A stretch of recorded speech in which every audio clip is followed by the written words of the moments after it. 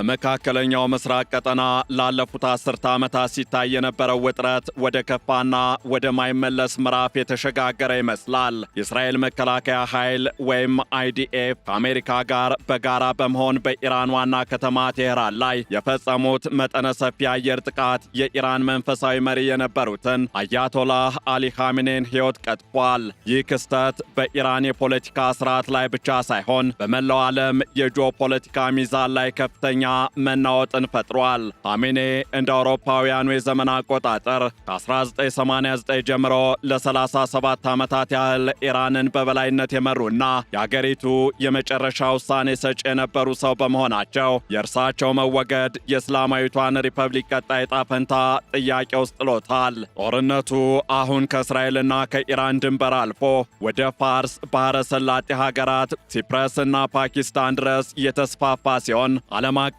የነዳጅ ንግድና የአየር ክልል እንቅስቃሴዎችም በእጅጉ ተስተጓጉለዋል። እናም በዕለቱ የገበያ ሚዲያ ዓለም አቀፍ ትንታኔ ዝግጅታችን ወቅታዊውን የጦርነት ሁኔታ፣ የኻሜኔን ሞት ተከትሎ በኢራን ውስጥ የተፈጠረውን የፖለቲካ ክፍተት፣ የወደፊት የኢራን ዕጣ ፈንታና አያቶላህ አሊ ኻሜኔን ይተካሉ ተብለው የሚታሰቡ ደግሞም ቀጣዩ የኢራን ዕጣ ፈንታ በእጃቸው ላይ ይወድቃል ተብለው ሊመረጡ የሚችሉ ግለሰቦች እነማን ናቸው የሚለውንና ተያያዥ ጉዳዮችን ልንመለከት ወደድን። ከዓለም አቀፍ የትንታኔ ዘገባ ዝግጅቱ ጋር ታሪኩ ጋሹ ነኝ።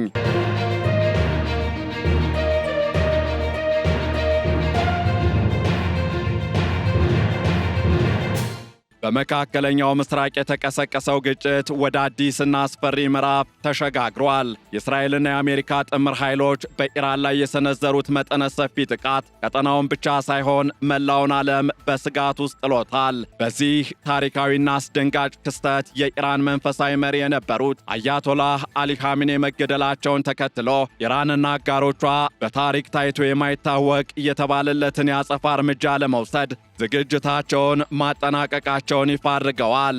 መንፈሳዊ ጠቅላይ መሪዋን የተነጠቀችው ኢራን ዛሬ ሰማያዋ በጥቁር ጭስ ተሸፍኖ ውሏል። የእስራኤል አየር ኃይል በቴህራን እምብርት ላይ በሚገኙ የደህንነትና የወታደራዊ ተቋማት ላይ በፈጸመው ጥቃት 30 የሚሆኑ ከፍተኛ የኢራን ባለስልጣናት መገደላቸው ተነግሯል። በቴህራን መሃል በሚገኘው መኖሪያ ግቢያቸው ውስጥ የነበሩት አያቶላህ አሊ ኻሜኔ ከአማቻቸውና ከልጅ ልጃቸው ጋር መገደላቸውን የኢራን ብሔራዊ ቴሌቪዥን በለቅሶ በታጀበ ዜና ማረጋገጡ ይታወቃል። ይህ ግድያ በኢራን ባለስልጣናት ዘንድ ታሪካዊ ወንጀል ተብሎ የተፈረጀ ሲሆን የኢራኑ ፕሬዝደንት መሱድ ፔዚሽኪያን ይህ ታላቅ ወንጀል መቼም ቢሆን ያለ ምላሽ አይቀርም፣ በእስላሙ ዓለምና በሻህ ታሪክ ውስጥ አዲስ ምዕራፍ ይከፍታል ሲሉ ዝተዋል። ፕሬዝደንቱ አክለውም የጥቃቱ አዛዦችና ፈጻሚዎች በድርጊታቸው እንደሚጸጸቱም አስጠንቅቀዋል። እናም ኢራን ለመሪዋ ግድያ የምትሰጠው ምላሽ በታሪክ ታይቶ የማይታወቅና አሰቃቂ እንደሚሆን አስታውቃለች። የኢራን እስላማዊ አብዮታዊ ዘብ IRGC ባወጣው መግለጫም በኢራን እስላማዊ ሪፐብሊክ የጦር ኃይሎች ታሪክ ውስጥ እጅግ ጠንካራው የማጥቃት እርምጃ በደቂቃዎች ውስጥ ይጀመራል፣ ኢላማውም እስራኤልና የአሜሪካ የሽብር መሰረቶች ናቸው ብለዋል። ይህንኑ ተከትሎም ኢራን በመቶዎች የሚቆጠሩ የባለስቲክ ሚሳይሎችን ወደ እስራኤል የተኮሰች ሲሆን በቴል አቪቭ 40 የሚሆኑ ህንፃዎች ጉዳት ደርሶባቸዋል ተብሏል። በተጨማሪም ኢራን በዱባይ፣ ኳታር፣ ባህሬን፣ ኩዌትና ኦማን የሚገኙ የአሜሪካ ወታደራዊ ጣቢያዎችን ኢላማ ያደረገ የአየር ጥቃትን መፈጸሟ ታውቋል። በዱባይ የሚኖሩ የውጭ ሀገር ዜጎች ከተማዋ በሚሳኤል ፍንዳታ ስትናወጥ ማደሯንና ቤቶች ሳይቀሩ ይረዱ እንደነበር ለብዙሃን መገናኛ ተቋማት ገልጸዋል። በሌላ በኩል የአሜሪካው ፕሬዝደንት ዶናልድ ትራምፕ በበኩላቸው ኻሜኔን በታሪክ ውስጥ ካሉ እጅግ ክፉ ሰዎች አንዱ ሲሉ የገለጹ ሲሆን ግድያው በአሜሪካ የስለላና የክትትል ጥራት የተከናወነ መሆኑን አረጋግጠዋል። ፕሬዝደንት ትራምፕ በትሩዝ ሶሻል ገጻቸው ላይ ባሰፈሩ ጽሑፍ ከእስራኤል ጋር በቅርበት በመስራት እርሱም ሆነ አብረውት የተገደሉት ሌሎች መሪዎች ሊያደርጉት የሚችሉት ምንም ነገር አልነበረም ብለዋል። ይሁን እንጂ የኢራን ምክትል የውጭ ጉዳይ ሚኒስትር ሰኢድ ኻቲብዛዴህ ለሲኤንኤን በሰጡት ቃለ ምልልስ ትራምፕ በጣም አደገኛ የሆነ ቀይ መስመር ማለፋቸውንና በመላው ዓለም የሚገኙ የሺዓ ተከታዮች ለዚህ ድርጊት ምላሽ እንደሚሰጡም አስጠንቅቀዋል። ኢራን ከአረብ ሀገራት ጋር በመነጋገር በግዛታቸው የሚገኙ የአሜሪካ መሠረተ ልማቶች እንዲዘጉ መጠየቋን፣ ካልሆነ ግን እነዚያን መሠረተ ልማቶች እንዲሁም ወታደራዊ ማዕከላት የማጥቃት አማራጭ ብቻ እንዳላትም ገልጸዋል። እናም የኻሜኔ መሞት በኢራን ውስጥ ያለው የስልጣን ሽግግር እንዴት ይከናወናል የሚለውን አሳሳቢ ጥያቄ አስነስቷል። እንደ ኢራን ሕገ መንግሥት አንቀጽ 111 ከሆነ አዲስ የበላይ መሪ እስኪመረጥ ድረስ አገሪቱን በጊዜያዊነት የሚመራ የሦስት ሰዎች ምክር ቤት ተዋቅሯል። ይህ ምክር ቤት ፕሬዝደንት መሱድ ፔዚሽኪያን፣ የጠቅላይ ፍርድ ቤት ዋና ዳኛ ሞሆሴኒ ኤጂኢ እንዲሁም ከጥበቃ ምክር ቤት ወይም ከጋርዲያን ካውንስሉ የተወከሉትን አሊሬዛ አራፊን ያቀፈም ሆኗል። አሊሬዛ አራፊ የኻሜኔ የቅርብ ሰውና የሃይማኖት ምሁር ሲሆኑ አዲሱ መሪ በሊቃውንት ጉባኤ ወይም አሴምብሊ ኦፍ ኤክስፐርትስ እስኪመረጥ ድረስ ቁልፍ ሚናን የሚጫወቱ ግለሰብም ይሆናሉ።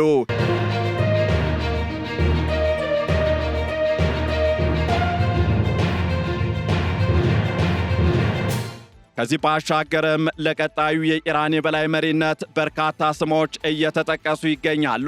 ከእነዚህም መካከል የኻሜኔ ሁለተኛ ልጅ የሆኑት ሞጅታባ ኻሜኔ አንዱ ሆነው እየተገለጹ ይገኛሉ። ሞጅታባ በአብዮታዊ ዘቡና በደህንነት መዋቅር ውስጥ ከፍተኛ ተጽዕኖ ያላቸው ቢሆንም በኢራን የሃይማኖት ስርዓት ውስጥ ስልጣን ከወላጅ ወደ ልጅ መተላለፍ ወይም ሄሬዲታሪ ሩል የሚጠላ በመሆኑና ራሳቸው አያቶላ ኻሜኔም ይህን አጥብቀው ይቃወሙ ስለነበር እድላቸው ዝቅተኛ ሊሆን እንደሚችል ይገመታል። ሌላው ጠንካራ ተፎካካሪ የሆኑት ደግሞ አሊሬዛ አራፊ ናቸው። እኒህ ሰው የ67 ዓመት አዛውንት ሲሆኑ የሊቃውንት ጉባኤ ምክትል ሰብሳቢና የሃይማኖት ትምህርት ቤቶች የበላይ ጠባቂ በመሆናቸው በሃይማኖታዊ መዋቅር ዘንድ እጅግ ከፍተኛ የሆነ ተቀባይነት አላቸው።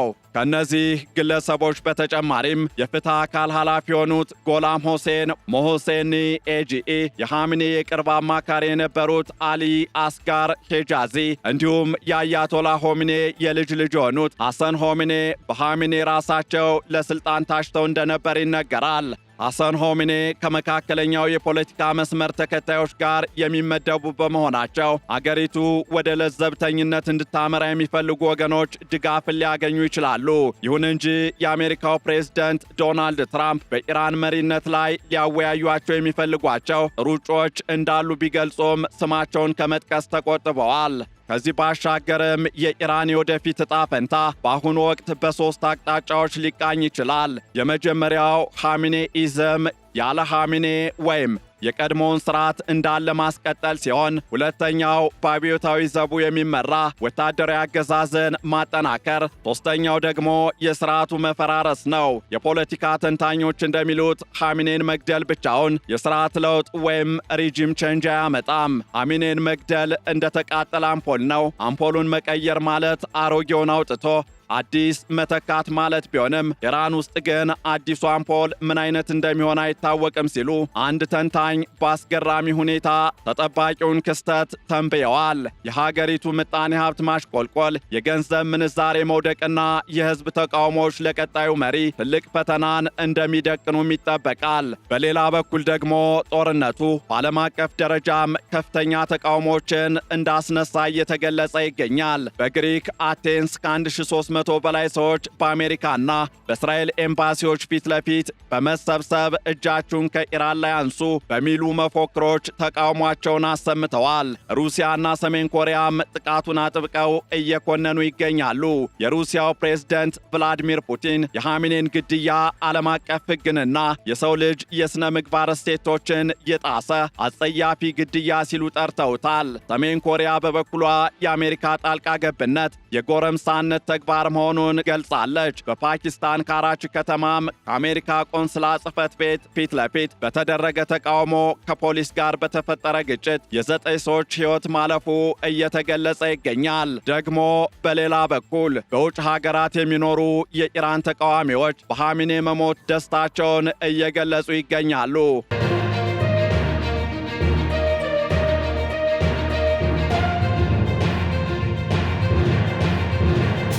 ኻሜኔ ሞቷል፣ ይህ በሕይወት ካየኋቸው ቀናት ሁሉ ምርጡ ነው ሲሉ በአሜሪካ የሚኖሩ ኢራናውያን ስሜታቸውን ገልጸዋል። በውጭ ሀገራት የሚገኙ ተቃዋሚ ቡድኖች በተለይም የቀድሞው የኢራን ሻህ ልጅ ረዛ ፓህላቪ እንዲሁም የማርያም ራጃሺ የኢራን ተቃውሞ ብሔራዊ ምክር ቤት ወይም በምህፃረ ቃሉ NCRI ይህን አጋጣሚ በመጠቀም የሥርዓት ለውጥ ለማምጣት እየተንቀሳቀሱ ነው።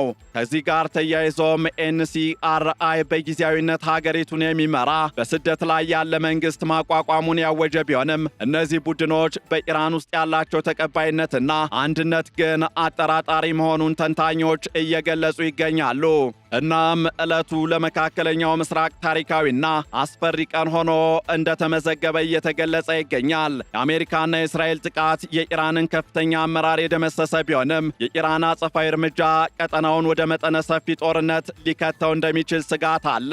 የባሕረ ሰላጤው ሀገራት ወይም በምህፃረ ቃሉ GCC የውጭ ጉዳይ ሚኒስትሮች አስቸኳይ ስብሰባ የጠሩ ሲሆን የነዳጅ ማጓጓዣ መርከቦችና ወደቦች መጠቃት የዓለምን የምጣኔ ሀብት ስጋት ላይ ጥሎታል። አዲሱ የኢራን አመራር ከአሜሪካ ጋር ለመደራደር ፈቃደኛ ካልሆነ ሀገሪቱ ወደ መካከለኛው ዘመን የጨለማ ጉዞ ልትመለስ እንደምትችልም እየተገለጸ ነው። ከዚህ ባሻገርም አያቶላህ አሊ ኻሜኔ ከዚህ ዓለም በሞት መለየታቸው በኢራን የ37 ዓመታት እንደ ምዕራባውያኑ አጠራር አምባገነናዊና ጽንፈኛ አገዛዝ ላይ ትልቅ ክፍተት ፈጥሯል። ይህ ክፍተት በአዲስና የተሻለ መሪ ሊሞላ ይችላል ወይስ አገሪቱን ወደ ባሰ ትርምስ ይከታታል የሚለው በሚቀጥሉት ቀናትና ሳምንታት በሚወሰዱ እርምጃዎች ላይ የሚወሰን ይሆናል። የኢራን መንግስት መረጋጋትን ለማሳየት ቢሞክርም በህዝቡ ዘንድ ያለው ስጋትና የቀጠናው ጦርነት መስፋፋት የእስላማዊቷን ሪፐብሊክ ህልውና አደጋ ላይ ጥሎታል።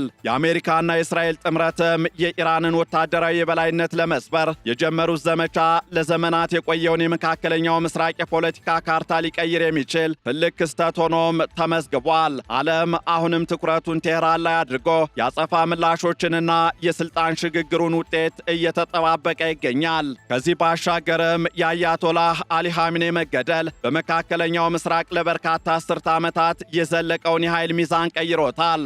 አሜሪካና እስራኤል የኢራንን ስርዓት ለማዳከም የወሰዱት ይህ እርምጃ አገሪቱን ወደ አለመረጋጋትና ውስጣዊ ትርምስ ሊከታት ይችላል።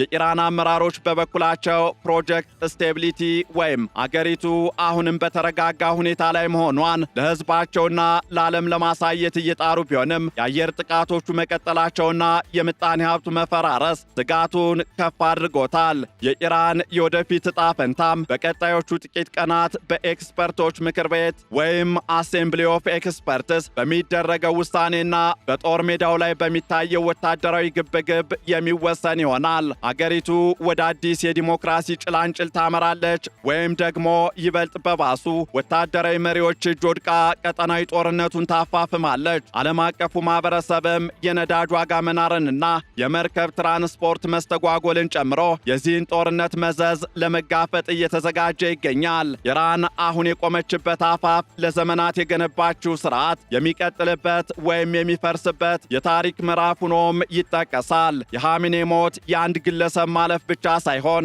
የአንድ የፖለቲካ አስተሳሰብ ፈተናም ጭምር ሆኖ ብቅ ብሏል። ፕሬዝደንት ትራምፕ ጦርነቱን የጀመርነው እኛ አይደለንም ቢሉም አሁን ያለው ሁኔታ ግን ወደማይመለሱበት የለየለት ጦርነት እያመራ መሆኑን ያመለክታል። የኢራን ሕዝብም በስጋትና በለውጥ ተስፋ መካከል ሆኖ ቀጣዩን የክስተቶች ሂደት በጭንቀት እየተከታተለ ይገኛል።